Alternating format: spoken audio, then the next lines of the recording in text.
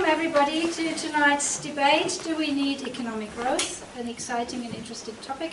We are still living in an era of global growth. And what happened in Europe in the 19th century, the transition of agricultural countries into industrial countries, is happening now on a global scale. And it doesn't affect only some 100 million people, it affects billions of people who are moving from a very poor agricultural life into a modern, mainly urban and industrial lifestyle. And this, of course, is about economic growth, and economic growth at a large scale. Same with the growth of the global population from now around about 7 to at least 9 billion until the midst of the century. 2 billion more human beings with all their needs, but also with all their productive potential. This is about economic growth.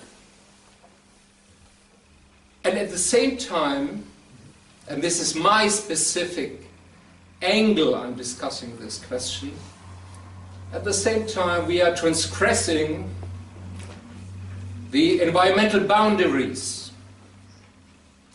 of the global ecological system of which the human civilization is dependent from.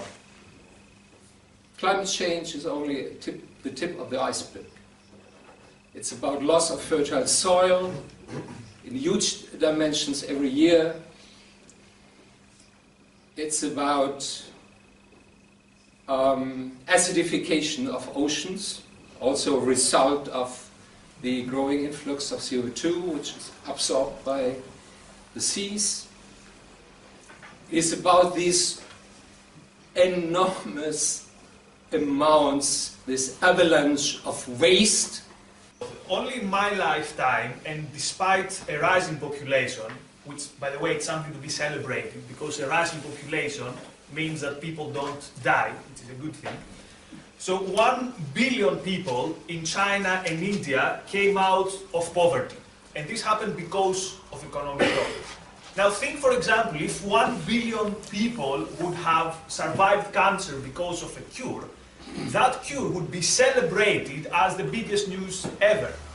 And yet economic growth is more and more problematized, sometimes by a tiny minority of people saying directly that we need less growth or growth is something bad, but usually with kind of an under-the-line message that yes, maybe growth is good, but. And where does that come from? Why do we have this growth skepticism? To begin with, it is the old conservative idea that having too much or wanting too much is a bad thing. Already in ancient Greece, there was the legend of Icarus, who had wings, but he flew too high and he came close to the sun, and the sun kind of burned his wings. And I grew up in school with this kind of message that careful, because if you want too much, something very bad is going to happen to you. We should first of all clarify what kind of growth are we talking about, or what kind of growth are we looking at. I think the term growth refers to GDP growth. Yeah, this is what is commonly understood when you talk about growth. There are also other types of growth. We could say growth of the use of natural resources and all that kind of thing, but this is actually not what we understand by growth. When we ask the question, do we need economic growth, then this is actually correctly understood, do we need economic GDP growth? This is, I think, the question that we should address first. Now, to answer that question, we should also ask the question, who needs GDP growth? And my answer is, it's not the society. I could well imagine in a saturated society or a prosperous society like ours, that people move away from growth ideology. That they say, well, I prefer working part-time, I choose to do gardening instead of consulting, and so on. And people have, and I think this is what we already see is happening. So I don't believe that people really need growth. They choose growth sometimes, and sometimes they don't. Historically, they have chosen growth, yes, on a large scale. And they do still to some extent today, but I think this tendency could be reversing in a postmodern society. And nothing is wrong with that, in my opinion. However, we have one big player in this economic system who desperately needs growth, and this is the government. And why? Why? Because they have so much debt.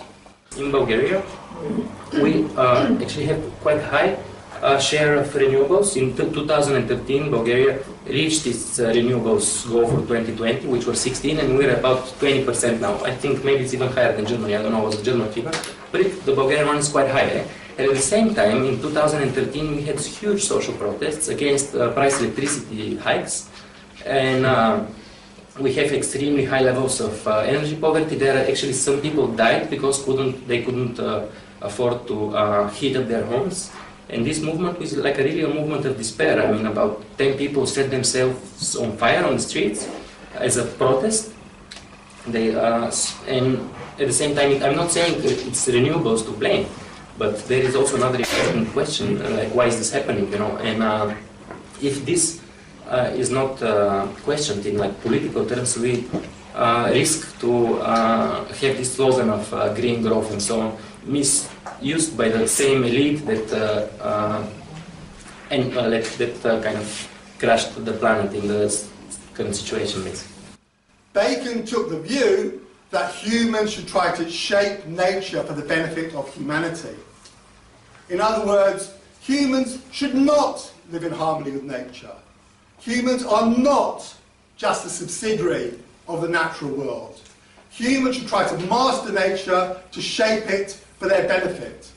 And incidentally, I think when Marx, following Bacon, talked about the socialization of nature, that's what he was talking about. Human beings taking more control over nature.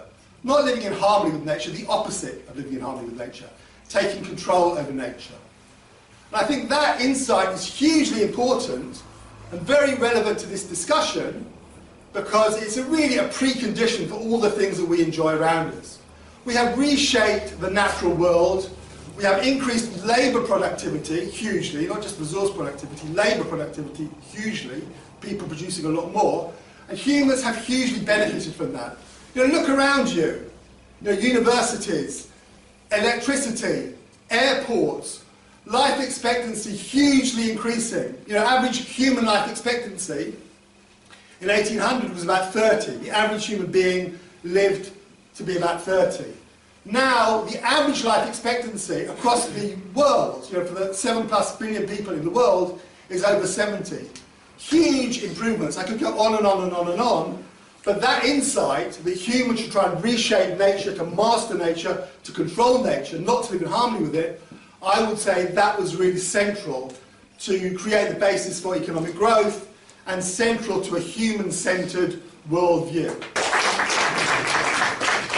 So, that's what I meant, a controversial debate.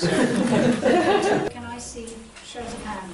Yeah. You can see that in the car manufacturers, also in other industries, the small manufacturers die. So you kind of have to grow or you vanish from the market. So I can see where they're coming from.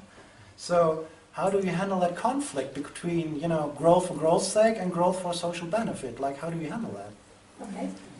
I totally agree with the opinion that we need economic growth on its own.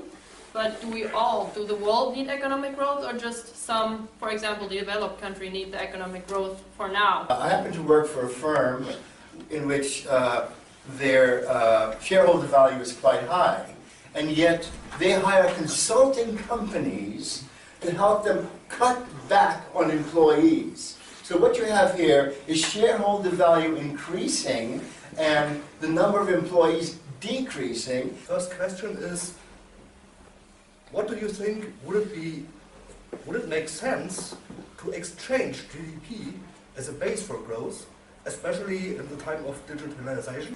And then one more question to my first.